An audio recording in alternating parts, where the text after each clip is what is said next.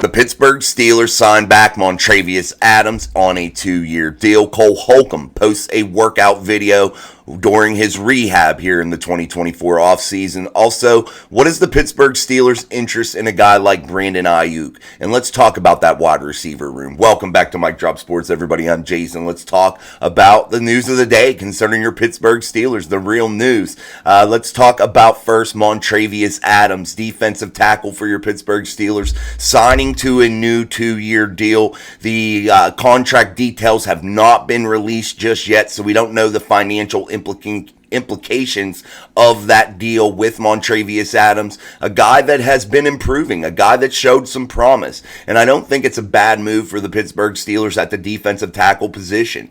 Mon Adams can play some ball now, guys, and I don't think that he is any sort of liability at all. I think he is a good signing for your Steelers, and I think he works well with Cameron Hayward, Keanu Benton, Larry Ogunjobi, those guys. And I think that solidifies the Pittsburgh Steelers defensive run a little bit for the 2024 season. I still think that the Pittsburgh Steelers possibly need to go out and draft another young guy in this 2024 draft at the defensive tackle spot, because you do have an aging Cam Hayward, things of that nature going on. Larry Ogunjobi maybe not so great anymore, and he costs a lot of money, so maybe the Steelers cut ties with Larry O. We don't know just yet, but the Pittsburgh Steelers have some options. Omar Khan is the master of options. We talk about that all the time here, but Montravius Adams, quality signing yet again by Omar, by Mike Tomlin, by the group at the Pittsburgh Steelers to continue this trend of quality moves here in the 2024 offseason. Let's dive into Cole Holcomb. Cole Holcomb, a devastating injury, guys, last year in 2023, and it was a monster injury, and it looked horrible. We won't show that again. I will show you, though, here up on the screen while I'm speaking, Cole Holcomb's little workout video. You don't see him running during this rehab video, but you see him working out. You see him being able to put pressure on that knee and being able to still put a lot of weight on it by moving back and forth and twisting around. That still creates a lot of torque on your bottom half of your legs. You do need leg strength in some of those workouts, so it's a promising sign for Cole Holcomb and where he is just now with his rehab as he approaches the 2024 season. And we'll probably see a little bit more from Cole here. We'll probably know a little bit more whenever mini camps and OTAs open up. Is he going to be on that PUP, that physical unable to perform list? Is he going to be on that PUP list? But we'll see. If he's not, maybe that's a real, well, that would be a really good sign. But maybe if he is on that PUP list, maybe he'll be closer than what we all think and be able to be ready for camp, or maybe toward the end of camp, gearing up for the 2024 season. However, the Pittsburgh Steelers did add Patrick Queen in the offseason here in a monster move during free agency. Coupling him with a Landon Roberts, I think, will be a special tandem in the inside for your Pittsburgh Steelers. However, Cole Holcomb has had 2 years in a row to where he's had season-ending injuries, and it makes you wonder if he's going to be able to be reliable for the 2024 season. So we'll see how this goes for your Pittsburgh Steelers at the inside linebacker spot, to where they've been searching for answers for many, many years, and they just haven't been able to secure that position in a big way. I felt like a Landon Roberts really played well last year and really took that room and became the leader, a guy that played hurt, a guy that played like a real leader and a pro's pro. So it's going to be exciting to see Patrick Queen and a Landon Roberts team up, and maybe if you get a Cole Holcomb at a 90-95% to start the season and is able to perform good enough to be able to come in and rotate in with those guys and throw in maybe some 3 linebacker sets in that aspect, 3 inside guys, things of that nature, just to mix things up and have Cole in the rotation.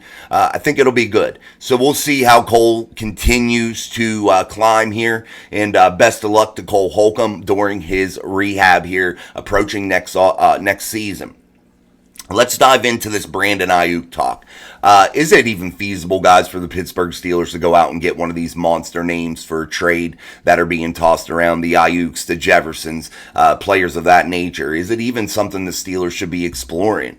I think they should explore it, but again, guys, you can't give up the farm. You can't give up the future to get one of these guys. Whenever you've had such success inside of the draft in recent years, for many years, and if you're the Steelers, does it even make sense to give up that much of your future, to give up that many of your resources to acquire a guy? Some of these trade requests are talking about sending George Pickens and 3 first-round picks.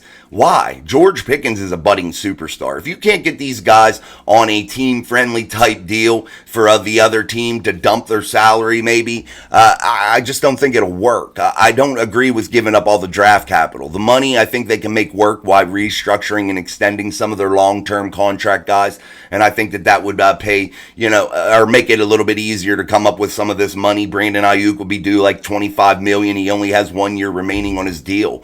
The 49ers have expressed interest of bringing Brandon Ayuk back, but I don't know if they're going to be able to work out a deal with Deebo Samuels on the roster to have 2 big contract guys out there. We'll see how that works, but Brandon Ayuk could be special. Brandon Ayuk could be a missing piece for the Pittsburgh Steelers, but I don't want to give up George Pickens, who I think is going to be an absolute special talent for your Steelers moving forward, to where he is going to be one of those big name guys, if he isn't already. I don't agree with just giving him away. I think he has talents that others don't possess. His catch radius is absolutely insane, and some of the acrobatic things that George Pickens is able to do inside a Steelers helmet makes you want to keep him here. And I don't want to see him going anywhere. I want to see him coupled with another elite guy, if that's possible, while you have George on a cheaper deal right now. George is on his rookie contract heading into year 3.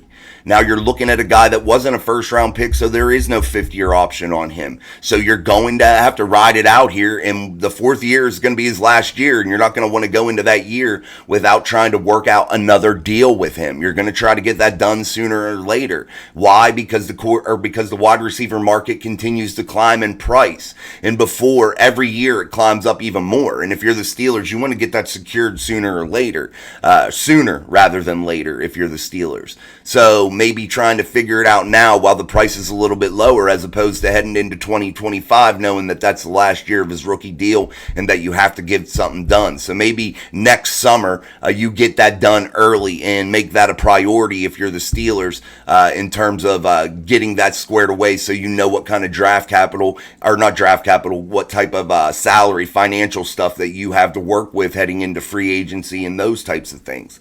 So you need to get that one done early and often. You have other guys that are coming up on their last year of the deal. Pat Freiermuth, Najee next season on his 5th-year option if they pick it up.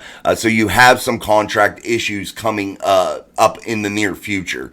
You do have a very cheap quarterback room, but you're going to have to deal with the Justin Fields stuff if you plan on keeping him. What about Russell Wilson if he has a great year and you want to re-sign him? What are those things going to cost you if you're the Pittsburgh Steelers? We brought up last night on the live show, maybe the Steelers are going all in with their 1-year deals and things of that nature right now, to where it really just makes sense right now while things are cheap around certain position groups to just go and hammer down and really try to go for this Lombardi right now while you have a golden opportunity if you're the Pittsburgh Steelers. Excuse me, I had a hair there. All right, guys, today's show isn't that huge. Again, we're talking about Ayuk. We're talking about that contract, $25 million. You're talking about a Justin Jefferson trade, man. I just think it'd be out of left field, man, if they would do something like that. Just the amount you have to invest in those deals, I just don't think makes sense. And I think if you're the Steelers, you've got to go out and you need a center. You have no one to snap the ball to Russell Wilson right now. You got to fix that. I think that needs to be a priority. I think you could still get a Tyler Boyd or Hunter Renfrow, somebody. I think you could still get somebody serviceable, but I think your main objective in this wide receiver search is going to have to be the draft. And I think that they could do that. I think they could still get a quality guy mid to late rounds. So we'll see how that works. But if you're the Pittsburgh Steelers, you're making the great correct moves right now. And I appreciate that, and I hope it continues to happen. Omar Khan has been an absolute genius in the contract department and acquiring some talent. I just feel like he's really done a great job. So we'll continue to see that, and I think the draft will be no different. So let's wrap this show up for the day. Not a super long one, but I appreciate you guys all for stopping through. Don't forget our live show tonight, Steel City Live, only here on Mic Drop Sports with Sean and myself, and we will be diving into all the Steelers news of the day. It'll be a great show as always. Don't forget our membership program, 99 cents a month. Hit that up. Also, don't forget there's ways to support us in the bio, and we appreciate you guys. The super chats and things last night were absolutely amazing. Thank you guys so much for those, and I appreciate it so much. But don't forget to hit the mailbag up. That is micdropsports@yahoo.com. That'll be our email address. Ways to contact the channel is that's the way you can contact me directly, and the link for that is in the bio, also the email address. So make sure you hit that up, get those mailbag questions in, because we are going to start diving into those next week. I look forward to reading your emails and getting in some of the content you really want to hear about, as opposed to you just hearing what I want you to hear about. So make sure you throw those mailbag questions in. We are definitely going to incorporate those into the show. And don't forget, guys, Merrill Hodge, April 1st, 6:30 p.m. Eastern Standard Time on Steel City Live with me, and we're going to dive in on a live show for you, the fans, with the live chat going. So until next time, I'm Jason. This is Mic Drop Sports. Peace.